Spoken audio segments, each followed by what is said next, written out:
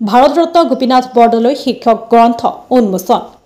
আজি মহানগৰীৰ পাঞ্জাবাৰী শ্ৰীমন্ত শংকৰদেৱ কলাক্ষেত্ৰৰ শ্ৰী শ্ৰী মাধৱদেৱ আন্তৰ্জাতিক প্ৰেক্ষাগৃহত জীৱন ৰাম মুংগী দেৱী গোৱেংকা পাব্লিক চেৰিটেবল ট্ৰাষ্টৰ উদ্যোগত ভাৰতৰত্ন গোপীনাথ বৰদলৈ ৭৫তম মৃত্যুবাৰ্ষিকী উপলক্ষে এক শ্ৰদ্ধাঞ্জলি অনুষ্ঠান অনুষ্ঠিত হয়। অসমৰ প্ৰথমগৰাকী মুখ্যমন্ত্ৰী লোকপ্ৰিয় গোপীনাথ বৰদলৈ দেহাৱসানৰ পিছত তিনিচুকীয়াৰ অকেলা প্ৰকাশনৰ তৰফৰ পৰা বিশ্বনাথ প্ৰসাদ গুপ্তাৰ সম্পাদনাত হিন্দীত বৰদলৈ সোঁৱৰণত এখন স্মৃতিগ্ৰন্থ প্ৰকাশ কৰা হৈছিল। এই স্মৃতিগ্ৰন্থত সেই সময়ৰ ভাৰতৰ আৰু অসমৰ কেইবাগৰাকী বিশিষ্ট ব্যক্তিয়ে বৰদলৈৰ জীৱন আৰু কৃতিৰ বিষয়ে আলোকপাত কৰিছিল। তাত প্ৰকাশিত প্ৰবন্ধবোৰৰ তাৎপৰ্য উপলব্ধি কৰি সেইবোৰ সম্পাদনা কৰি ভাৰতৰত্ন গোপীনাথ বৰদলৈ নামেৰে হিন্দী আৰু অসমীয়াত গ্ৰন্থাকাৰে প্ৰকাশ কৰা হয়। আজি অনুষ্ঠিত শ্ৰদ্ধাঞ্জলি অনুষ্ঠানৰ সৈতে সংগতি ৰাখি ভাৰতৰত্ন গোপীনাথ বৰদলৈৰ মৃত্যু দিৱসৰ দিনা গ্ৰন্থখন আনুষ্ঠানিকভাৱে উন্মোচন কৰে অনুষ্ঠানৰ বিশিষ্ট অতিথি হিচাপে উপস্থিত থকা ৰাজ্য চৰকাৰৰ শিক্ষামন্ত্ৰী ডক্টৰ ৰণোজ পেগু আৰু উপস্থিত অতিথিসকলৰ লগতে ভাৰতৰত্ন গোপীনাথ বৰদলৈৰ কনিষ্ঠ পুত্ৰ বলীন বৰদলৈ। গ্ৰন্থখন উন্মোচন কৰি ভাৰত মাতৃৰ সুযোগ্য সন্তানগৰাকীলৈ গভীৰ শ্ৰদ্ধা জ্ঞাপন কৰি মন্ত্ৰী পেগুৱে কয়, লোকপ্ৰিয় গোপীনাথ বৰদলৈৰ বাবে আজি আমি অসমীয়া হিচাপে নিজকে চিনাকি দিব পাৰিছোঁ। এনেগৰাকী অতুলনীয় ব্যক্তিৰ আদৰ্শ আমি সকলোৱে অনুকৰণ কৰিব লাগে বুলিও মন্ত্ৰী ৰণোজ পেগুৱে ব্যক্ত কৰে। আজিৰ অনুষ্ঠানত লোকপ্ৰিয় গৰাকীৰ কনিষ্ঠ পুত্ৰ বলীন বৰদলৈ, যশস্য লেখক ডক্টৰ উদয়ন মিশ্ৰ আৰু সন্মানীয় অতিথি হিচাপে যোগদান কৰে। প্ৰসিদ্ধ চলচ্চিত্ৰ পৰিচালক শ্ৰী জাহ্নু বৰুৱা, ট্ৰাষ্টি শংকৰ লাল গোৱেংকাৰ উপৰিও কেইবাজনো বিশিষ্ট ব্যক্তি উপস্থিত থাকে। অনুষ্ঠানৰ শেষত মিতালী শৰ্মা আৰু লোকপ্ৰিয় গৰাকীৰ কনিষ্ঠ পুত্ৰ বলীন বৰদলৈও গোপীনাথ বৰদলৈৰ প্ৰিয় এটি প্ৰাৰ্থনা গীত পৰিৱেশন কৰে।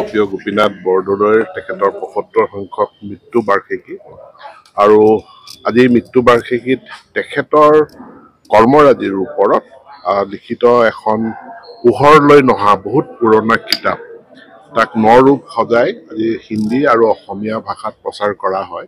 প্ৰকাশ আজি আমি উন্মোচন কৰোঁ।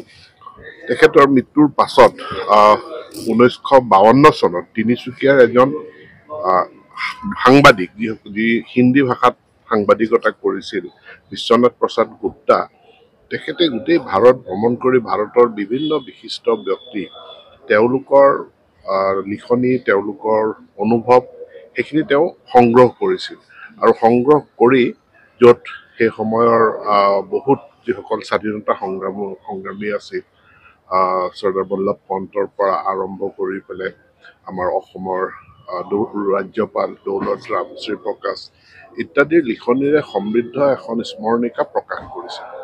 পৰৱৰ্তী সময়ত সেই স্মৰণিকাখন অসমৰ ৰাইজৰ পোহৰলৈ নাহিল। পিছত তেখেতৰ কনিষ্ঠ পুত্ৰ বলীন বৰদলৈ সেইখন পাই তেওঁ সংৰক্ষিত কৰি ৰাখে আৰু আজি তাক পুনৰ প্ৰকাশ কৰি পেলাই অসমীয়া ভাষাটো প্ৰকাশ কৰা হৈছে। এইখন অসম আৰু অসমীয়াৰ বাবে গোপীনাথ বৰদলৈ ওপৰত এক দলিল হয়, এক আমাৰ অমূল্য সম্পদ হয়। কাৰণ গোপীনাথ বৰদলৈয়ে বিভাজনৰ সময়ত যি গ্ৰুপিং ব্যৱস্থাৰে অসমক চি গ্ৰুপত অন্তৰ্ভুক্ত কৰি পশ্চিমবংগৰ লগত সংলগ্ন কৰি পাকিস্তানৰ অন্তৰ্ভুক্ত কৰাৰ মুছলিম লীগৰ যিটো প্ৰয়াস আছিল, সেই প্ৰয়াসৰ বিপৰীতে খুব দৃঢ়তাৰে সাহসিকতাৰে গোপীনাথ বৰদলৈ ডাঙৰীয়াই যুঁজ দিছিল আৰু তেখেতে যে অসমৰ হৈ এই যুঁজ দিছিল, তাক ভাৰতবৰ্ষৰ ৰাষ্ট্ৰীয় পৰ্যায়ৰ নেতাসকলে তাক খুব শ্ৰদ্ধাৰে স্মৰণ কৰি পেলাই তেওঁলোকৰ লিখাসমূহ লিখিছে স্মৰণিকাখনিত। আৰু মই ভাবোঁ যে আমি নৱপ্ৰজন্মৰ ৰাইজে এই স্মৰণিকাখন পঢ়া উচিত আৰু গোটেই সৰ্বভাৰতীয় ৰাষ্ট্ৰীয় পৰ্যায়ৰ নেতাসকলৰ গোপীনাথ বৰদলৈৰ ওপৰত মূল্যায়ন কি আছিল আমি তাক জানিব পাৰিম। এই দুৰ্মূল্য গ্ৰন্থখন আমি আমাৰ শিক্ষানুষ্ঠানসমূহ, আমাৰ বিশ্ববিদ্যালয়সমূহকো অনুৰোধ জনাম আৰু আমি গোটেই ভাৰতবৰ্ষতো ইয়াৰ প্ৰচাৰ আৰু প্ৰসাৰৰ কাৰণে আমি চেষ্টা কৰিম।